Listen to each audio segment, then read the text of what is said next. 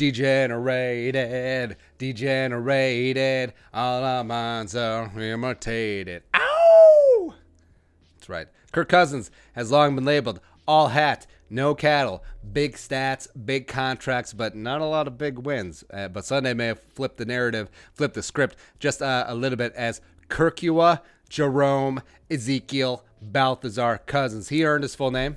That's right. Led the Vikings down the field and dropped 2 perfect dimes in overtime to lift the Vikings to a 26-20 win over the heavily favored, heavily cocky New Orleans Saints down in NOLA. But the question is, has the Kirk Cousins narrative completely changed? Let's look at it today. I think it has to a degree. Number one, homeboy has won a playoff game. He's got that in his pocket. They can never take that away from him. There are a lot of quarterbacks out there that people consider #good, have never won a playoff game. Haters are still going to say, oh, he's 0-9 on Monday night still, blah, blah, blah, blah, blah. Any playoff games on Monday? Let me look. Let's see, remaining playoff games on Monday, stupid me, Super Bowl Monday. I mean, that's going to be so complicated because Kirk Cousins can't win there.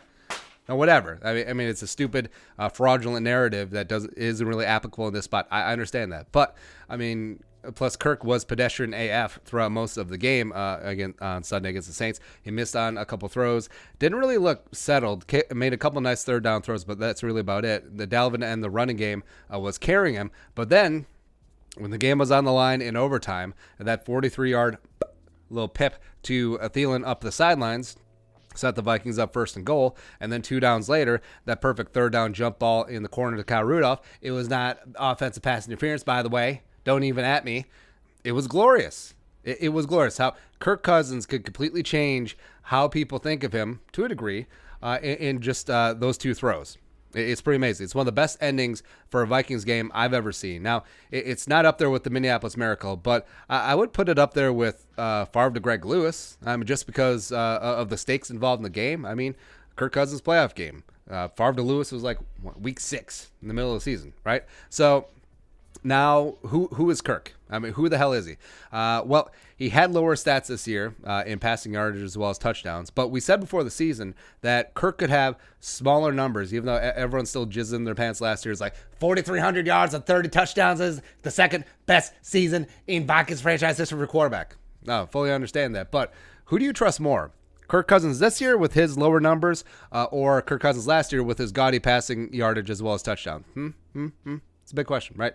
But we said Kirk Cousins could have lower numbers this year, lower black and white numbers, and be more efficient with the football, and the Vikings be better. And they were. And the Vikings as a whole, that offense was really sizzling, especially in the middle of the season. And now they have the opportunity to possibly get hot again for this playoff run. And what happened this year? Kirk Cousins had career highs in quarterback rating, yards per attempt, QBR, DVOA, PFF grade, pretty much every single metric that you measure the quality of a quarterback besides antiquated numbers like passing yardage. Jameis threw for 5,000 yards. You think he's the best quarterback in the league this year? Shut up. Shut your face. He's the only member of the 30 and 30 club. So get out of here. But Kirk Cousins did all that. He was more efficient. He was smarter with the football. He was more comfortable in the offense, and the offense was built around him where you didn't have the dead last running game in the NFL. You had one of the better ones. Dalvin Cook emerging as a up-and-coming superstar. Plus, #QB wins. He had his first double-digit win season in his career. Never did that Washington. Best season of his career was 9-7. Then they lost the playoff game. So I think Kirk, it's still a work in progress. I think he does have this massive opportunity to completely change the narrative around him of him being a big stats, no clutch wins, yada, yada, yada. If he can get it done in San Francisco, all of a sudden, that's 2 playoff wins in a row. And Kirk Cousins leading the way, as long as he doesn't pull out a bunch of big boners along the way. I mean, the sky's the limit. It truly is. Because you get by San Francisco, I like the Vikings' chances in Green Bay and or in Seattle. I really do. So I think Saturday is going to be the biggest test coming up. But the team, it's loose. It is playing with house money. They really have nothing to lose, and people with nothing to lose are very, very dangerous. So going to Santa Clara, no one gives the Vikings a chance again. They're 7.5 point dogs in some places. Please.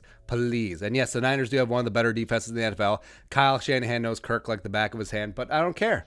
Like, this is the season of shocking the world. And I think the Vikings and also Kirk Cousins will do it again on Saturday. But what are your thoughts? Let us know in the comment section below. Also, subscribe for daily Vikings takes. You want to support the work, below some of the Venmo. But give us a follow on social media as well. But until next time, Skull, as a burp, production value.